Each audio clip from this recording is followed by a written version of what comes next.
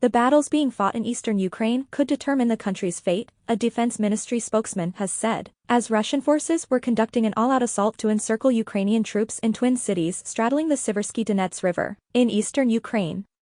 Ukrainian Defense Ministry spokesman Alexander Motuzianik said Russian forces had not given up attempts to cross the river. Now, we are observing the most active phase of the full-scale aggression which Russia unfolded against our country, he told a televised briefing on Tuesday. The situation on the front is extremely difficult, because the fate of this country is perhaps being decided right now. The easternmost part of the Ukrainian-held Donbas pocket, the city of Severodonetsk on the east bank of the river and its twin Lysychansk on the west bank, have become the pivotal battlefield there, with Russian forces advancing from 3 directions to encircle them. The enemy has focused its efforts on carrying out an offensive in order to encircle Lysychansk and Severodonetsk, said Suri Haidai, governor of Luhansk province, where the 2 cities are among the last territory still held by Ukraine. The intensity of fire on Severodonetsk has increased by multiple times, they are simply destroying the city, he said on TV, adding about 15,000 people were living there. Further west in Sloviansk, one of the biggest Donbas cities still in Ukrainian hands, air raid sirens wailed on Tuesday but the streets were still busy, with a market full, children riding bikes and a street musician playing the violin by a supermarket. Haidai said Ukrainian forces had driven the Russians out of the village of Toshkivka just south of Severodonetsk. Russian-backed separatists said they had taken control of Svitlodarsk, south of Bakhmut. Neither report could be independently confirmed. The push in the east comes 3 months after Russian President Vladimir Putin ordered troops into Ukraine in what he described as a special military operation to denazify the country. Ukraine's Western allies say the invasion is a war of aggression. As well as the battles in the east, Ukraine's southern region has become a focal point for Russian forces, which control swaths of territory including the city of Kherson.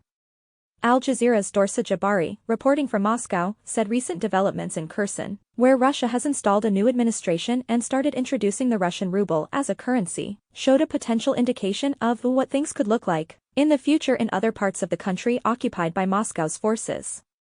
There is a request to have a Russian military base be permanently stationed in that area, Jabari said, citing the deputy head of the Russia-backed administration that has been put in place in Kherson.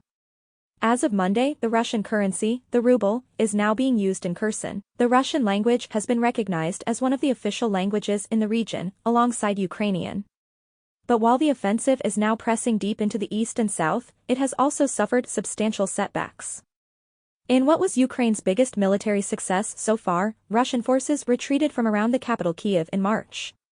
The country's second-largest city Kharkiv, which has suffered one of the war's heaviest bombardments, is slowly resuming its normal activities after Russian soldiers were pushed largely out of artillery range. EU pledges more aid but remains divided over oil embargo 3 months into a war that some Western experts predicted Russia would win within days. Moscow still has only limited gains to show for its worst military losses in decades, while much of Ukraine has suffered devastation. Approximately 6.5 million people have fled abroad. Uncounted thousands have been killed and cities have been reduced to rubble. Speaking on Tuesday to global business leaders attending the World Economic Forum in Davos, Switzerland, Ukraine's President Volodymyr Zelensky said that €5 billion a month were needed to rebuild the country, while he urged his audience to fully cut trade with Russia. The EU's Commission chief Ursula von der Leyen pledged €10 billion of microfinancial assistance in what she said was an economic relief operation with no precedent in recent history.